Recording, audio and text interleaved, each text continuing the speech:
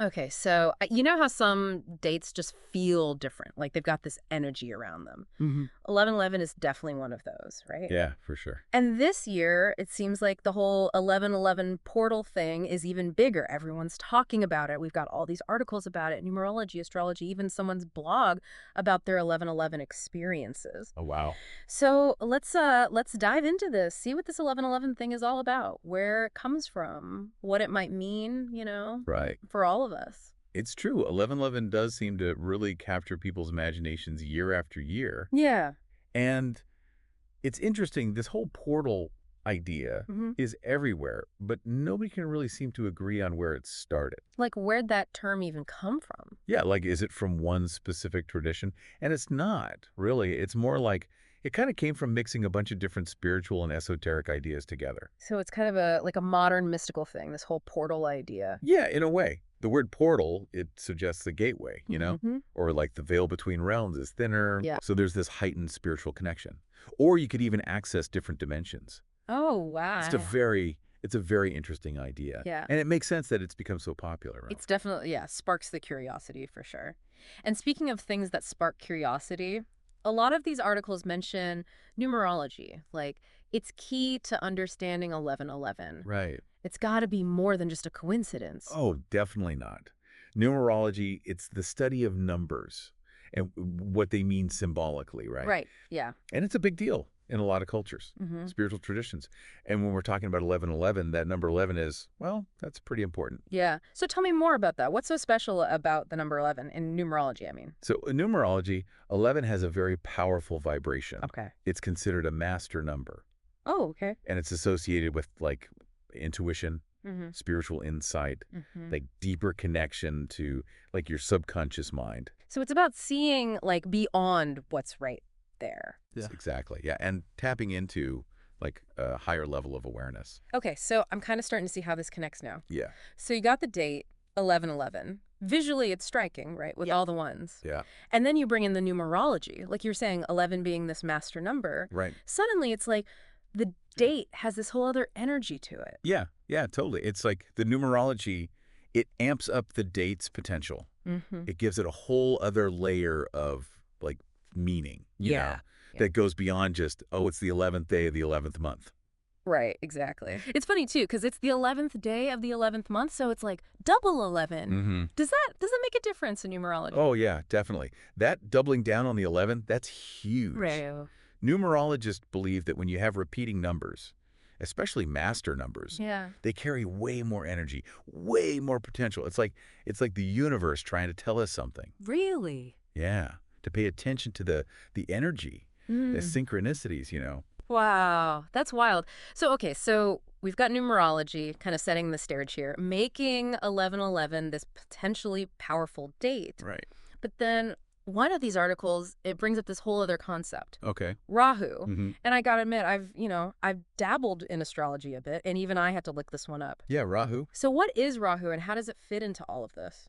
So Rahu, it's this really fascinating concept in Vedic astrology specifically. Okay. And it's not like the planets we normally think about. Oh, okay.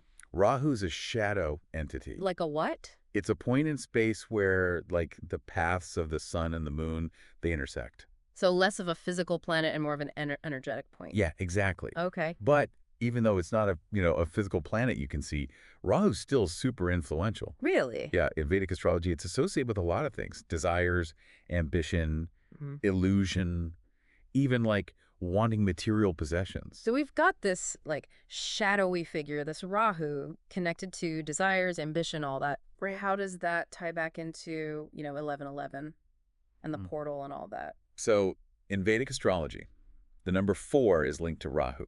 Okay. And get this, if you add up the digits in 1111 or 11.11, however you write it, Yeah. it equals 4. Oh, wow. So some astrologers think that this numerical connection, it makes Rahu's influence even stronger on 1111. Okay, so we're talking about, like, a convergence here, like all these energies kind of coming together. Exactly. You've got the numerology of 11, and it's doubled, so it's even more intense. Right.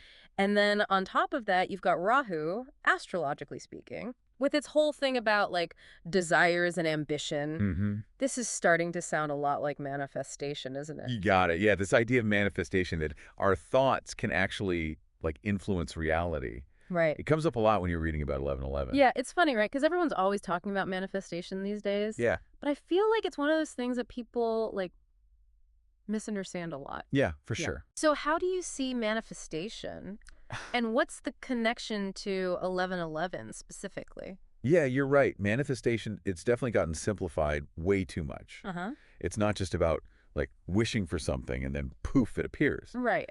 There's more to it than that.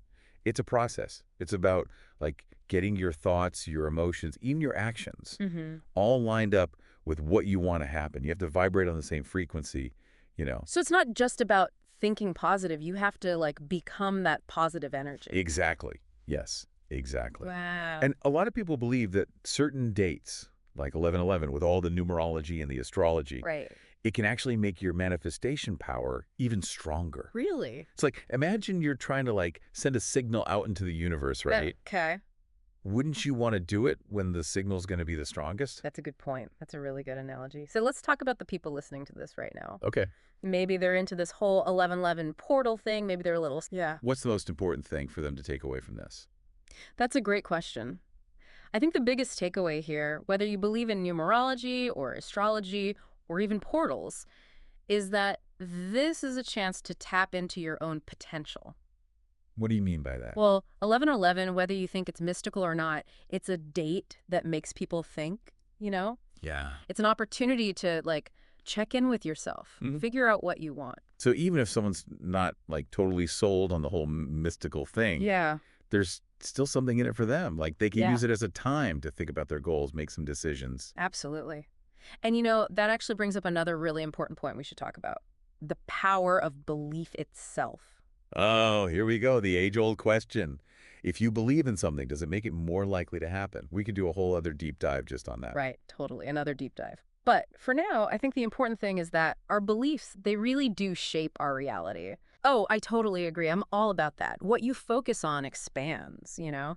Yeah. If you think of 11/11 as this day where anything is possible, a day for manifestation, for personal growth, Mm. you're going to be way more likely to notice those kinds of experiences in your own life. Exactly. It's like a self-fulfilling prophecy. Totally. And, you know, we got to be real with our listeners. Not everybody's buying into numerology or astrology, right? Right. And that's totally okay. We're all on our own paths here. Totally. It's all about finding what feels right for you, what feels true, what feels empowering. Yeah. And that's like that saying, right? Whether you think you can or you think you can't, you're right. Mm-hmm. It's all about, like, what you believe that shapes how you see things. Yeah, it's so true. And it really shows you how important it is to, like, be aware of what's going on in your own head. Right. If you're not paying attention to your thoughts, your beliefs, Yeah. you might be holding yourself back without even realizing it. It's like you're working against yourself. It- So even if this whole 11/11 portal is just, you know, a story we tell ourselves, like a modern myth, Mm, there's still a really important lesson there absolutely. about, you know, how powerful our minds are. Totally. It's about understanding that we're not just watching our lives happen. We're creating them. Yes, I love that. Yeah. It's so empowering. So instead of just, like, waiting around for something magical to happen on 11/11, Right. we can use that day to, like, make some magic happen. Exactly. And that takes us back to setting intentions. Mm-hmm. What if, instead of getting all caught up in the hype or being skeptical about 11/11, Right, yeah. we just thought of it as a day to focus on what we want? Yeah, like a reminder to look at where you're at. Make sure you're still on the right track. Exactly. A day to think about how much you've grown, Mm-hmm. to celebrate your wins, and then set some new goals for the future. Yeah, I like that a lot. It takes the pressure off. Like, you don't have to have this big mystical experience. Right. It's more about what you want to create. Exactly. Now, and you know what? Maybe if you approach 11/11 that way, Yeah. with that kind of intention, that openness, maybe you will manifest something amazing. Maybe. Who knows? And maybe all those, like, synchronicities people talk about, those coincidences, Yeah. maybe they won't feel so random anymore. Maybe it'll be like, Like you're tuned in. yeah, like it's all connected somehow. It is interesting to think about. It really is. So we've been on this deep dive exploring 1111 and what it all means. Hmm. And at the end of the day, whether you believe in the mystical stuff or not, Yeah, we're all just trying to figure ourselves out, right? totally. It's a journey. It really is. Oh, So here's a question for you to think about as we wrap up. How are you going to experience this 1111? ooh, good question. Will you be curious? Will you set some intentions? Will you just go with the flow and see what happens? I like that. It's up to you. It's your journey.